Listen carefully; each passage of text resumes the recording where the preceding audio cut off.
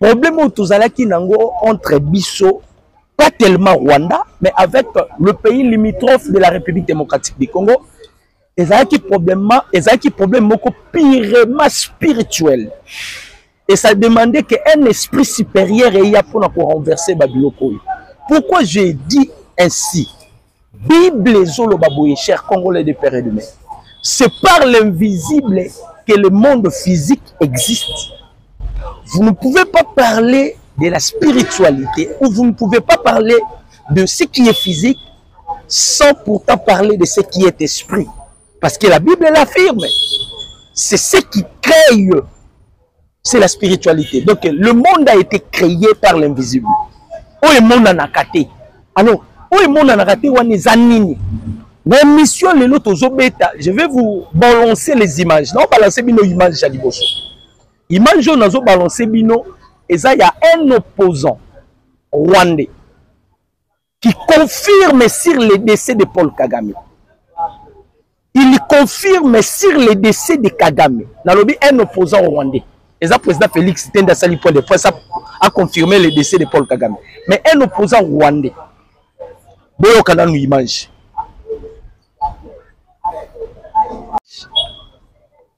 Alobi bien ce qui Paul Kagame a envie à l'écart à démentir. Alobi c'est loko oyo bazo bomba. Par là je vais parler de quoi? Je vais expliquer quelque chose de plus important. Vous savez, parmi les 5 livres Pentateuque de Moïse, les 5 livres Pentateuque de Moïse, nous avons la Genèse, nous avons Exode, nous avons Lévitique, nous avons Nombre et nous avons Deutéronome. Et ces 5 livres Pentateuque que Moïse avait écrits. Ces 5 livres Moïse avait écrits, utilité dans la vie à Moutou, c'était pour la sanctification des 5 sens de l'homme. La zone la premier livre de Moïse. Bouyouka. Là, je vais parler sur les sangs. Parce que Kagame Sopa Makila, Boye Banano impact sur le sang. Bande Koba Congolais. Dieu n'avait pas agréé l'offrande de Caïn parce que Caïn pensait qu'il n'avait pas comme abbé. Moi, je dis c'est faux. Il faut bien lire la Bible. Caïn pensait qu'il n'avait pas comme abbé. Kaya pesaki biloko ezako revenir na musala na ye. Kaya azalaki laboureur, azalaki mutu ya bilanga. La normalité des choses, il devait offrir à Dieu biloko okanga zo na bilanga. Problème ya makasi ezalaki, Dieu avait déjà maudit la terre. Dieu ne pouvait pas contredire sa parole. Parce qu'il avait déjà maudit la terre à cause de la désobéissance ya mutu. C'est alors que Dieu ne pouvait pas conjoindre sous produit à ma belle agréé. Mais Abel a fait ça qui Niamate. L'offrande d'Abel a été agréée parce que Abel a sopa qui makila. Même Adam et Ève, quand on va soumukaki, babin zambala tsaki bango ba poso ya nyama. C'est que Dieu avait abomaki nyama. Donc nzamba tangi saki makila.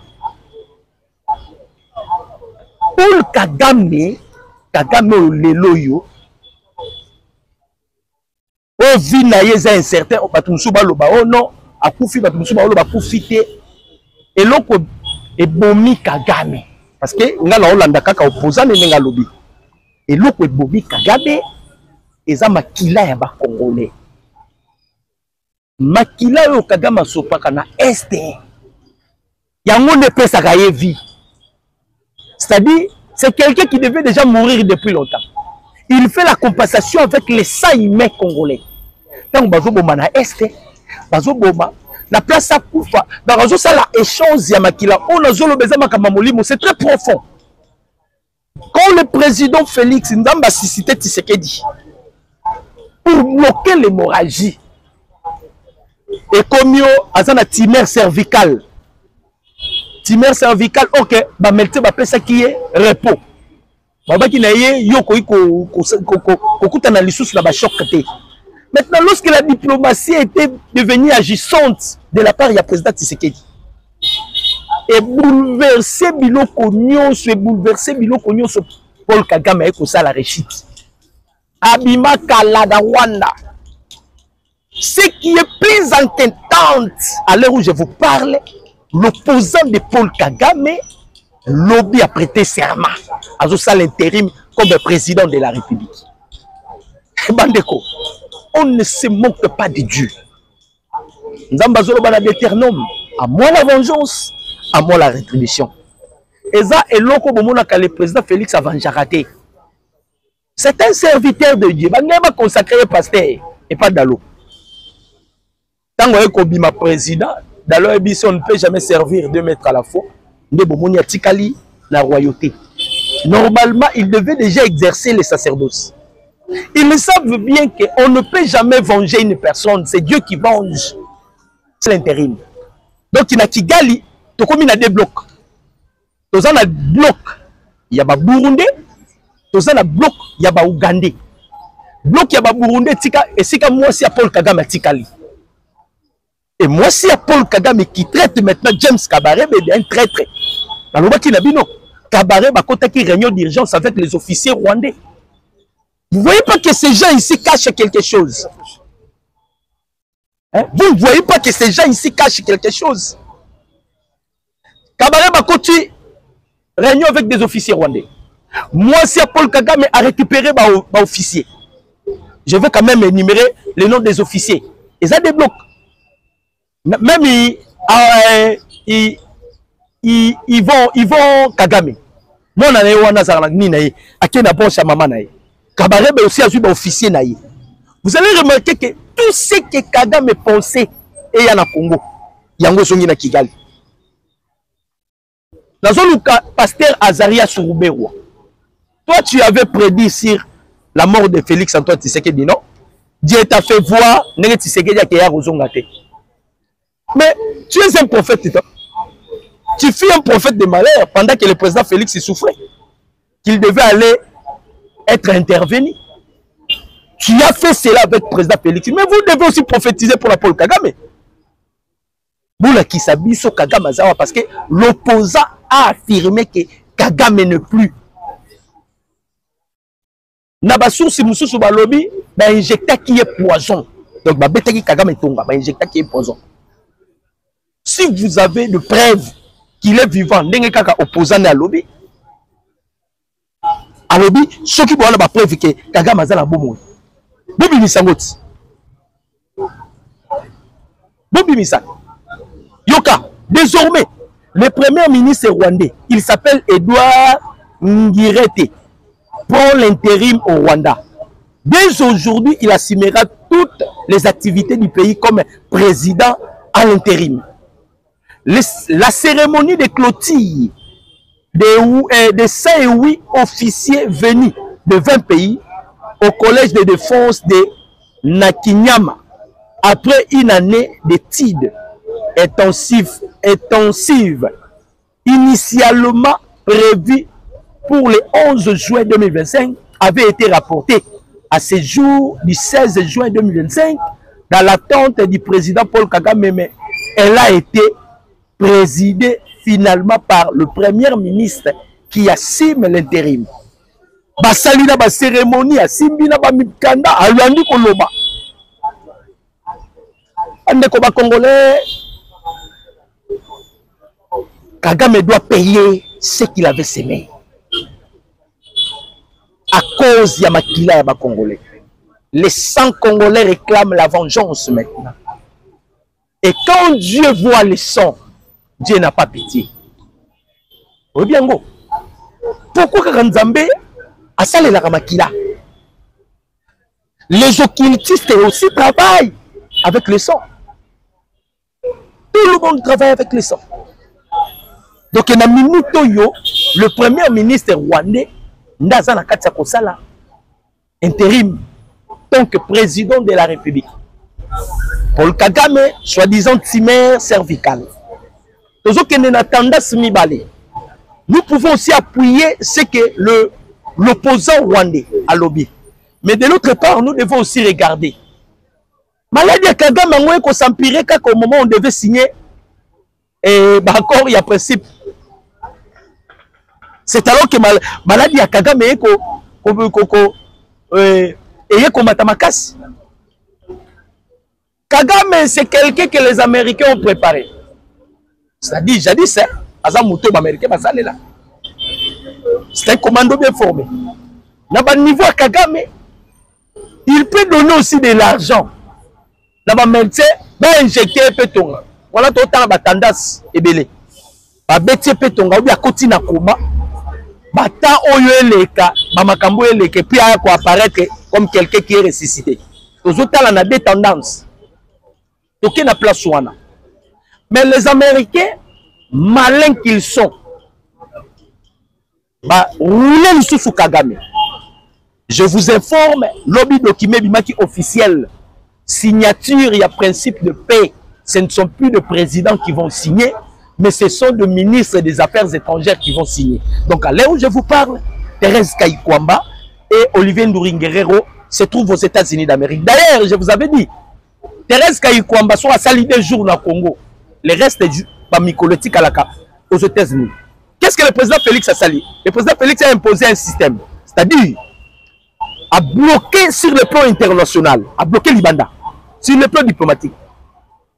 Bandeko, un pays sans la diplomatie, c'est un pays mort. C'est un pays qui n'existe pas. Le président Félix a bondir ma poche, l'Ibanda, a bloqué la diplomatie à l'Ibanda, pour les permettre que Kataba Joseph Kabila, on les a expulsés. Pourquoi? L'Ibanda, déjà le président Félix a été sous-bassement. Tu n'as plus au coco taté, vous n'avez plus d'entrée.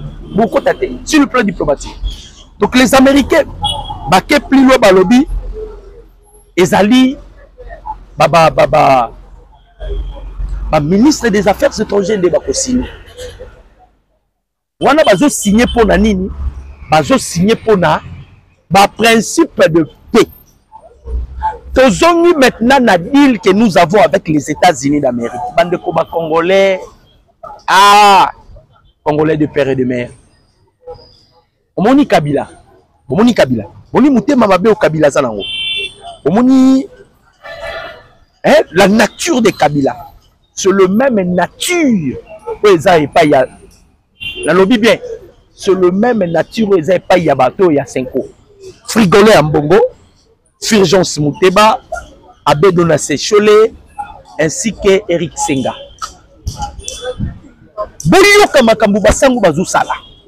C'est grave, les églises catholiques.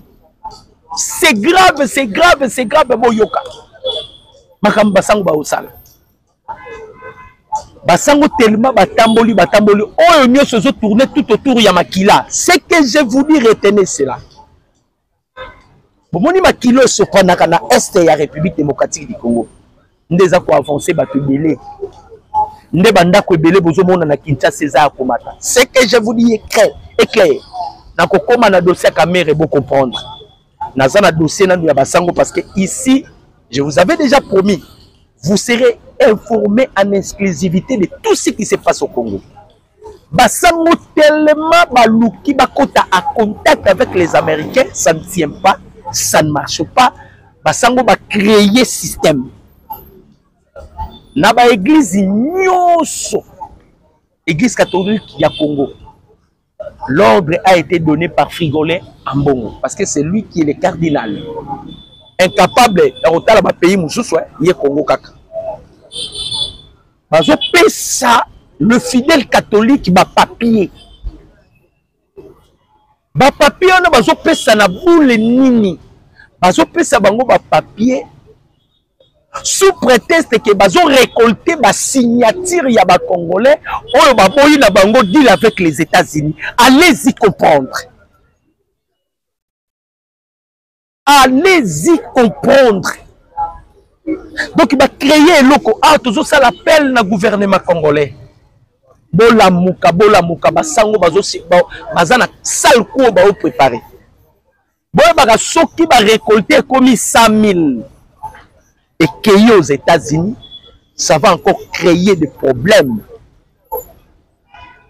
Boyokaka Abbé Donassé Chole déjà na sortie médiatique na lobaranini. Peuple congolais babo idilo. Mais ce qui est anormal, bandeko. Le minerai que nous avons dans notre pays, c'est le même minerai que Paul Kagame utilisait pour tuer des Congolais. Boyoka bandeko.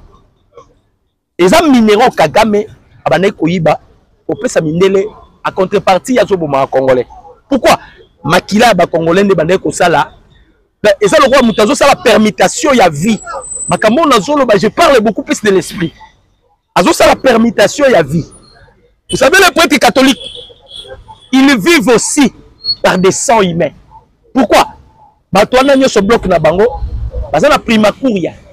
Deuxième degré ya primacuria. Wana ndezali religion occulte. Beaucoup plus bato 5 baza na primacuria. Et outi na Italie. Baza na eloko wana bazo sala. Ils vivent par des sangs. Lokola ba vivaka par des sangs. Ba moni suko ke avec Tshisekedi guerre aussi là. Eh, avec Tshisekedi guerre aussi là. Ndenge ba comprendre que guerre aussi là, ceux qui makile zo tanga lisusu te sur le plan spirituel ba ozasu makasité. Et il veut la continuité de la guerre à l'est. Wana zoloba, c'est l'église catholique. Pardon, Olimisanga, église catholique te 5 ans. Veuillez m'excuser. Je parle de la 5 ans. Je ne parlais pas de l'église catholique. Parce qu'il y a des prêtres qui exercent bien la prêtrise. Ok, Jean-Marc Chabani. Après, si offre, non? La 5 ans, qui est officiellement dans le ministère intérieur, qui ne va enregistrer comme parti politique. Je vous dis la vérité. Pour qu'il offre, il y a distraction. Il y a un ministère intérieur, on va vous enregistrer comme parti politique. Parce que vous n'êtes pas Bamoupé. Vous avez Bamoupé. Comment? Parce qu'il vit dans les sangs. Nous va bloquer Bango Makila, Bango Balingi continuité à guerre. Bazana Katia ko récolter ba signature. Récolter ma signature. Et le réseau sala Bango passe botano image na balancer. Bomoni image na zo balancer. Bi le réseau sala Bango passe bomoni de ba soda ba zobima. Ba militaire ba zobima. Et le réseau sala Bango passe. Passe ya makasi. Pona bango bananga babima te. Ba continuer koboma. Yango te répondait qui Chole. Tanga ngaka telemela Jean-Pierre Bemba. Chole, tu n'as pas honte? Hein? Tu n'as pas honte Abbé Donassé Chole. Nous autres telemela Bemba. Chole. Agression rwandais, vous êtes incapable de dénoncer cela. Vous êtes incapable de citer même le nom de Paul Kagame. Neti Frigolé Ambon. Il y a le Barak Kagame, c'est le président le plus meilleur de l'Afrique. Président Aza exceptionnel, c'est Paul Kagame. Abimisa Kagame, Aza président exceptionnel, c'est le meilleur président de l'Afrique. Abbé Donassé Chole. Kagame, Aza meilleur président de l'Afrique. Nzambe lokola Aza Nzambe. Tu ne peux jamais t'égaler à Dieu. C'est ce que Paul Kagame voulait faire. Anaka comme Nzambe. Batmabonde la cahier. L'histoire ne fait que se répéter. L'histoire ne fait que se répéter. Abimité. Abimité. On ne se moque pas de Dieu. Basango bazana katia ko récolter bien que les Américains basi balobaki. Donald Trump peut pas coincer parce que Maman Thérèse Kaïkwa bazo continuer Moussala. La politique est dynamique alors tu côté que la ennemi espace T. Comme la politique est dynamique, Maman Thérèse passe à Libanda. Donald Trump a outil que ça la ordonnance soit petit ordre d'administration naïe. Même le département américain que vous ne pouvez pas entrer en contact avec les individus. Les États-Unis désormais travaillera avec les institutions du pays. Maintenant, la grâce que nous avons, les loyaux, parce que le deal avec les États-Unis d'Amérique, ça va d'abord protéger le peuple congolais. Le deal où on a le président Félix a fait les contreparties. En retour, il faut veiller sur notre sécurité. Nenge kaka bitu keita kenda kina este okuta na bananga Abbé Donassé Chole on landa bilongi na bango te abattu donc pour na bango Nanga tikala kuna, Joseph Kabila tikala kuna, Tshisekedi a longo la pouvoir. Pour la Basango. Mais ce sont des gens qu'on doit arrêter. Maman doit tirer ça sur Maloula. Bateau, pourquoi pas? Nous condamnons capable de faire ça ordre à bateau babima. Ou bien on les arrête. Ou bien on les arrête. Ça dit que qu'on récolter ma signature, ma coquissa 100 et qu'on a 100 000. Pour la aux États-Unis, que les Congolais ne veulent plus cet accord. Bazo Kaboula, papier, et pas y a maman Mikolo, Bazo Kosa, maman, parce que maman n'a pas élevé le côté. Botala binomoko, Bamupeo, Tozala Bango, Namboko et Kolo Congo. Abedona c'est cholé, comme il y a si convention, la loi canonique, Zawa, ou bien Nini. Il ne fait de n'importe quoi. Ils sont devenus les intouchables.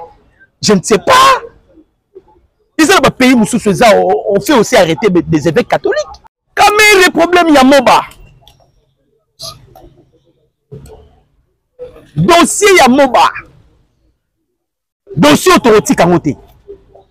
Dossier autorotique en côté. Moutamba commis l'erreur non administrative. Les lots commis pénal.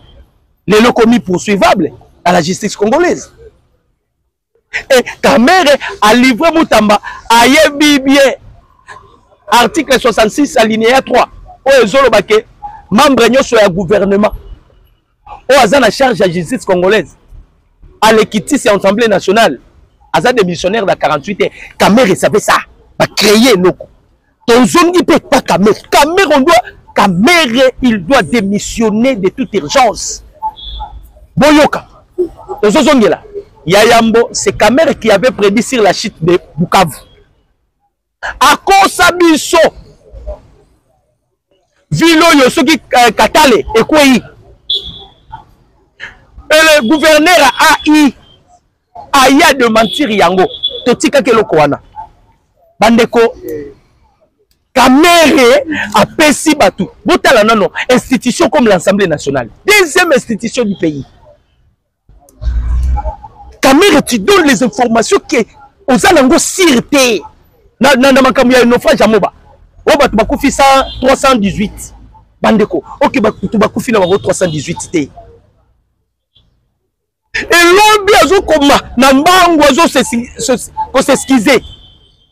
Ça ce n'est pas une infraction. Ça ce n'est pas une infraction. Ya liboso asala ki totikaki. Na okende malembe la dossier caméra. Yami balé à sali yao. Kamera a la facilité la Rolobama Bato Bakoufi, Namoba.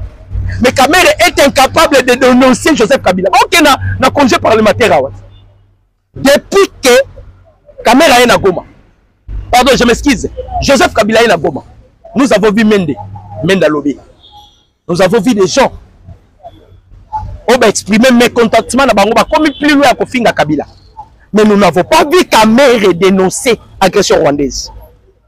Nous n'avons pas vu Kamere s'acharner contre Joseph Kabila. Kamere a moni à Motouya depuis avant l'Assemblée nationale de nous dire 318 personnes bakoufi na Moba. Ok, c'est une fausse information. Information Lukuta. Comment il y a président de l'institution l'Assemblée nationale? Vous avez la même information. On constate biso katale et quoi Kamere. On constate biso lusu liwa bato Moba. Moutamba sale erreur. Bolandi liet. Tozo senga na ba députés nationaux. Pas si pesara parce que tous les députés nationaux Kamere c'est son baba. Majorité à l'Assemblée nationale et comment ya Kamere. Normalement na ba dossier le collaboyer Kamere, il faut qu'il y ait une motion. Azadi n'a cause à la présidente de l'Assemblée nationale parce qu'il n'a pas des informations. Voilà pourquoi il a échoué dans le ministère économique. Il n'est pas digne, donc il n'est pas informé. Nous saluons Kamera et Kosala. C'est livré au Stamutamba. Incapable de dénoncer l'agression rwandaise. Et ça, il y en a bâti le peuple.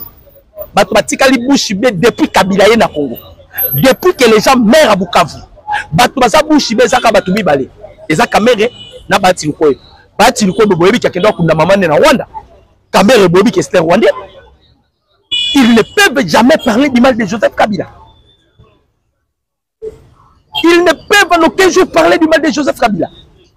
Mais quand même, comme tu as commis l'erreur, Kamere, tu dois démissionner. Bah député, président Félix, Assemblée nationale, Mkonzaboka. Pourquoi il faut dissoudre en côté? Tout le monde appelle Moussala Malam Baosalate. Moussala Malam, tout le monde a Baosalate. Pourquoi pas dissoudre cette Assemblée nationale, chef de l'État? N'a pas viro au caméra Zosala. N'a pas viro au caméra Zosala. Tu donnes des informations dont tu ne maîtrises même pas. Un président d'une institution comme l'Assemblée nationale.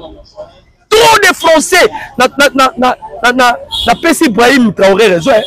Les gens qui parlent trop français sont des bourriques. Mais tout le monde conseille sur le français. En soi, ils ne sont pas interdits. Surtout que Tokangi hémorragie, makile zotangalisute na Goma, na Est. Et loko moni pesi bango trouble parce que ils vivent avec les sangs. Ba vivre kana makila. Loko makile zotangate, makile zotangate. Bazu ki pelekese, oya kene boy mabe, oya kene boy mabe, oya kene boy mabe, oya kene boy mabe. Tango nyoso ki pelekese. La normalité des choses, Kamere doit démissionner. Et ça va quand on est gauche et droite. Kamere doit démissionner. Kamere doit démissionner de toute urgence. On a zolo badabino et ça gauche à droite. Il ne précise pas ces informations. Et cela prouve, Aza, sur le plan spirituel, il n'est pas en communion fraternelle avec les chefs de l'État. On a le banabino. Dans ça, la symbiose, je mélange l'esprit et ce qui est physique. Parce que là, il y a ça qui est déjà. Bible même, se parle invisible que le monde physique existe. C'est-à-dire, là, on a mélanger ce qui est esprit et ce qui est visible. Spirituellement, ça prouve que Kamere n'est pas en fraternité avec le président Tshisekedi. Il s'est séparé de ses corps. Parce que le président Félix étant comme cep, Kamere est le rôle de la branche. Mais Kamere a sa branche aussi à quoi? Un président des institutions comme l'Assemblée nationale, aux autres ces informations, aux autres tâtonner. Aux autres tâtonner. Pierrot Louara. Pierrot Louara. Alors, nouveau complot contre Joseph Kabila. Ma caméra n'est la mouki. Alors, la caméra n'est pas la katako la mouka. Tshisekedi a préparé un coup contre Joseph Kabila. Est-ce que c'est le président Félix qui va préparer un coup contre Joseph Kabila? Ou bien c'est le mal de Kabila qui va rattraper Kabila? N'est-ce pas Paul Kagame qui n'est pas Kabila au Kenya? N'est-ce pas Kagame qui n'est pas Kabila qui? D'ailleurs, tension est attendue entre les gouverneurs rebelles, il y a M23, na Nord Kivu, na Joseph Kabila. Gouverneur Obanoma qui a M23 wana. Yoka Makambalobi. Alors, je suis gouverneur ici et je n'ai pas d'ordre à recevoir de Joseph Kabila. Parce que M. Zoubaouto prêtait serment pas à Nanga, non? Vous avez vu les images? M. Zoubaouto prêtait serment pas à Nanga. Cacophonie est entre Bango. Cacophonie. Si pour un lobby, je n'ai pas de l'ordre à recevoir de Joseph Kabila. Parce que Bango Nyon se va dépendre de la branche, il y a Paul Kagame. Kagame ne plus. Si vous Bango Barozala. Bango Bakozala wapi. Yango moni. Même la caméra, c'est ça. Baza ba affaibli. Ba que leur force bandeko uta Kigali. C'est fini.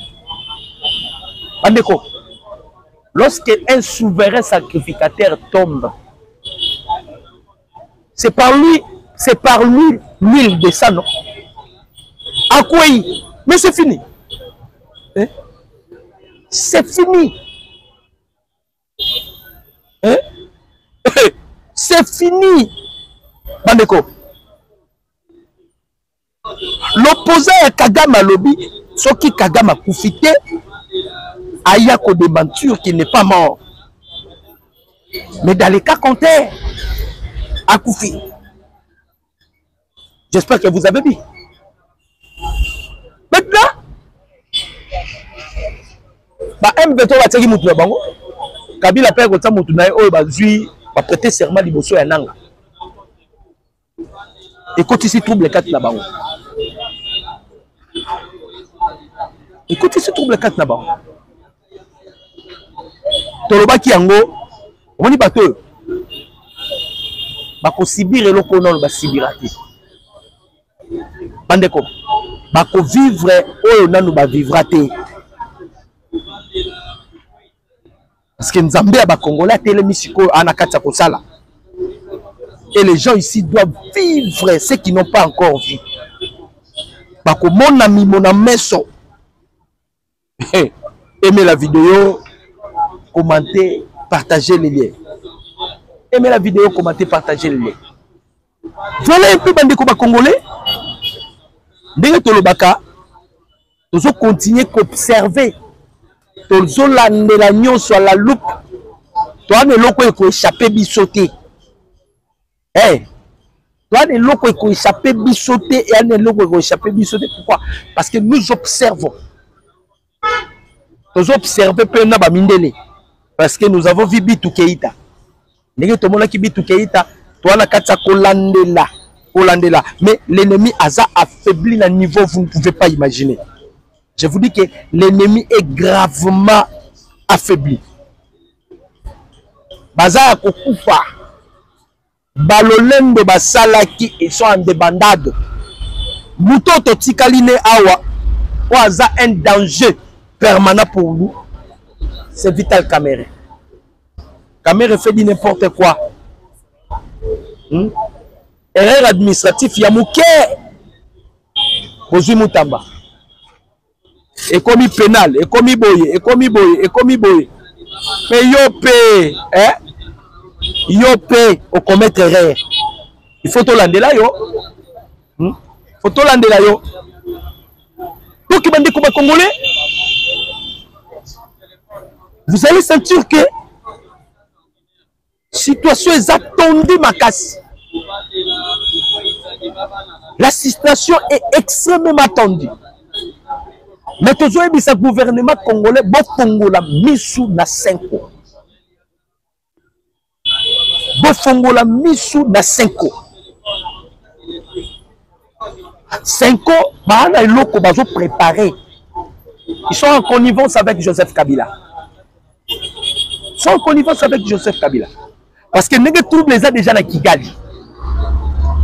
Trouble moko ya makasi na Kigali. Donald Trump a déjà pour préparer qui va succéder Paul Kagame. Azala pour préparer qui va succéder Paul Kagame. Et bateau nyonso bazala qui va appuyer na ye. Ba ko soutenir ye, ba ko sala bo. Boni ba vandi kimet. Ba Sassou Baba William Ruto, Bakakuta Yoweri Museveni, et ils sont tous affaiblis. Ça affaiblit ma casse parce que Libanda déjà sur le plan diplomatique. Imaginez, la justice américaine est allée plus loin pour condamner Olivier Kamikatou. Ça sont des fruits de la diplomatie. Ils avaient aussi interpellé qui? Moïse Katumbi. Interpellé qui Moïse Katumbi. C'est-à-dire aux États-Unis déjà là-bas, de bloquer le système. Le système est déjà bloqué. Tout ça, les drogues. Et les Américains avaient adopté. Batu bazo luka ko bloquer l'île la biso sikoyo. C'est la 5 ans. 5 ans azo luka a bloqué ango. Azo bunda a luka bloquer l'île. Azo luka bloquer l'île. Donc Moussalo yatikali nango. Comme ils avaient bouffé l'argent de Joseph Kabila, on a vivre la vie à bourgeoisie. On m'a dit que bango groupe na bango 5 ans va détourner combien 25 millions. La 5 ans va détourner 25 millions. Va faire que bango 40 millions ils qui destiné na construction, ba logement, na ba zone sinistrée. Et puis, ça, l'infrastructure, 25 millions portés disparus. Tout cela pourquoi? Bamesani Sagi Bango, on peut ça bango 60 millions na Perenco. Balokota mbongo ya kolokota na Perenco. Te balokota mbongo ya kolokota na Perenco. Le président Félix a bloqué l'hémorragie. Ça suscitait encore quelque chose dans Mité Manabango. Hein? Ça va susciter quelque chose dans Mité Manabango. Tu sais qu'il les a bloqués. Tu sais qu'il y a nous Bitumba Liboso sur la gratuité de l'enseignement. Basango Babi, non, non, non. Banabawa Futarambongo, le chef de l'État dit non, non. Mais gratuité d'enseignement est à disposition constitutionnelle. Si vous avez une violation de la Constitution. C'est une violation de la Constitution. Bitumba Liboso Yangouana. Yami Balé comme le président Félix a bloqué qui? Ni a Perenco. Mongo soit ils parce que Kabila Yemo Razana a déficit. Mongo Kagama Sengara 100 millions de dollars. Kagama Liembongo Nyos. Avant que Baba escorté, ceux qui va évacuer. Alia Mbongo Nyos. Basoda o Kagama Kosaki na Rumangabu. Akekuta effectif ça nenge Kagama yebisa qui était. Donc on a roulé balié mbongo. Nous sommes les mbongo. Donc on tu veux combattre une nation bénie de Dieu. La RDC. Chers Congolais de père et de mère, ce que je vous dis est vrai. Tolobaki yango ezalaki facilité parce que c'était une ezalaki maladie. Et yaki na facilité ko kota na nzota mo. Mais kobima esengaka bosala ba examen bosala ba boye pour identifier maladie. Lelo ba maladie ndenge to okena bango bo mona ke batu nyonso ba ozala affaibli. Mais maladie ya makasi to tikali na ngeza Assemblée nationale. L'Assemblée nationale c'est une maladie. Assemblée nationale. Ta mère to tika ote ndenge yoka au bloquer mutamba. Et puis au désactiver qui micro ce petit ici on doit le pousser à démissionner. C'est de la même manière. Nous aussi le peuple congolais, tu viens de commettre encore un crime que nous ne pouvons pas te pardonner. Pourquoi? Parce que quand vous donnez des informations na perchoir et Assemblée nationale devant les élites, tu donnes des informations dont vous n'avez pas des sources sûres, que vous ne maîtrisez même pas, mais vous donnez des informations. Et à la fin de compte, vous allez démentir pour contrer le gouverneur. Oh, Bakoufi 318. Donc, tu donnes des informations pour créer des mouvements insurrectionnels. Au compte ça, psychose na mitou ya ba Congolais. Donc, vous êtes contre les chefs de l'État. Voilà pourquoi, biso ba Congolais, tozo telemela yango, tozo ba yango permet de fois, et tozo continuer, c'est-à-dire cette fois-ci, donc vous allez mobiliser. Kamere, tu dois démissionner. Tu dois démissionner. Vous avez des congés, tu n'as jamais eu le temps de combattre Joseph Kabila. Il y a dénoncer l'agression rwandaise. Bakoufi na ville, na village na Walikali. Walikali au village na. Mais tu n'as jamais parlé. Il y en a bâti le Kwebo. Les notables qui vous sied. Mais vous étiez en contact avec eux, non? Vous ne dénoncez pas. Pour vous permettre. Merci, merci ba Congolais. Ne bozalaka ebele. Bozalaki wana pour la kolanda biso. Na actualité à République démocratique du Congo, nengeto yaka toujours comme melabino ba solo ya mboka ekolo Congo. Mon numéro c'est 243 89 63 95 965. Mon numéro c'est 243 89 63 95 965. Je dis et je vous remercie. Ciao.